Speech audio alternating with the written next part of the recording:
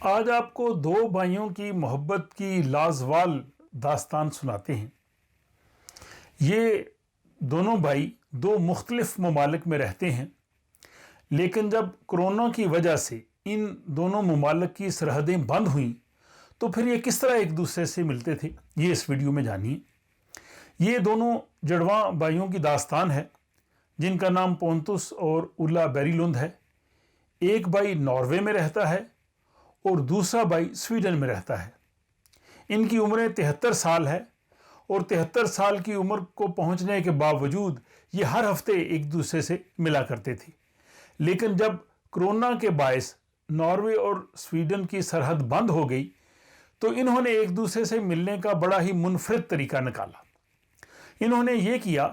کہ ناروے اور سویڈن کے درمیان جو سرحد ہے، اگر اوسلو سے آپ موٹر وے E6 پر سفر کریں اور E6 جب سویڈن کے اندر داخل ہوتی ہے تو ایک مقام آتا ہے جو ایک پل ہے، سوینسund برج۔ وہ جو پل ہے آدھا ناروے میں ہے اور آدھا پل جو ہے وہ سویڈن میں ہے، اور یہی E6 موٹر وے جو ہے اوسلو سے سویڈن کے شہر گوتھنبرگ یعنی یوتبوری اور پھر آگے مالمو اور نیچے ڈنمارک کے دارالحکومت کوپن ہیگن تک جاتی ہے۔ تو یہ دونوں بھائی یہ کرتے تھے کہ ایک بھائی سویڈن کی جانب سے آ جاتا تھا اور دوسرا بھائی ناروے کی جانب سے آ جاتا تھا، اور اس پل کے درمیان یہاں جہاں پہ دونوں ممالک کی سرحد تھی یا بارڈر ہے، وہاں پہ ایک بھائی سویڈن والا بھائی سویڈن کی طرف بیٹھ جاتا تھا اور ناروے والا بھائی ناروے کی طرف بیٹھ جاتا تھا، جیسے کہ آپ اس تصویر میں دیکھ رہے ہیں کہ یہ دونوں بھائی اس پل کے درمیان میں جو دونوں ملکوں کی سرحد ہے اپنے اپنے ملک کی جانب بیٹھ جاتے تھے،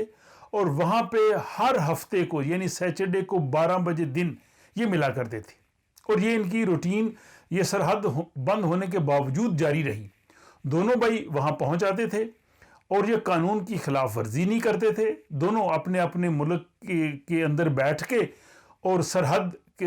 پہ ایک دوسرے سے باتیں کرتے تھے، اور کوئی ایک دوسرے کے لیے کبھی کافی اور سینڈوچ لے کے آتے تھے، اور ایک بھائی پونتس اس کو بتا رہا ہے کہ میں آج کل جو ہے وہ ٹماٹر لگا رہا ہوں اور میں اپنے گارڈن میں کام کر رہا ہوں اور میں پینٹ کر رہا ہوں، جبکہ اولا اس کو بتا رہا ہے کہ میں بھی اپنے لیے جو ہے وہ ایک تفریح کا اپنے گارڈن میں کمرہ تیار کر رہا ہوں۔ اس طرح سے وہ باتیں کرتے، ایک دوسرے کا حال احوال بیان کرتے، اور جو ان کی 73 سال کی آپس میں محبت اور شفقت ہے ان دنوں کو یاد کرتے، اور وہ اس لاک ڈاؤن اور دونوں ملکوں کی سرحدیں بند ہونے کے باوجود انہوں نے ایک دوسرے سے ملنا نہ چھوڑا۔ تو یہ ایک ایسی محبت کی لازوال میں سمجھتا ہوں داستان ہے، اور عمومی طور پہ بعض لوگ خیال کرتے ہیں کہ شاید جو یورپین لوگ ہیں، یہاں جو رہنے والے ہیں، وہ شاید ایک دوسرے کے ساتھ رشتوں میں محبت میں اتنے جڑے ہوئے نہیں ہیں، لیکن پونتس اور اولا نے یہ جو ایک محبت کی بڑی لازوال داستان جو ہے وہ رقم کی ہے کہ وہ ان پابندیوں کے باوجود دونوں ہر ہفتے آ کے مل کے بیٹھ کے ایک دوسرے کا حال احوال بیان کرتے تھے۔ یہ ایک بڑی ہی جو ہے وہ دلچسپ اور بڑی ہی میں سمجھتا سبق آموز داستان ہے، اور یہ اس حوالے سے بھی ہے کہ ان لوگوں نے نہ تو اپنے ملک کے قانون کی خلاف ورزی کی اور نہ ہی انہوں نے ایک دوسرے کے ساتھ ملنا جلنا چھوڑا۔ تو مجھے امید ہے کہ یہ آپ کو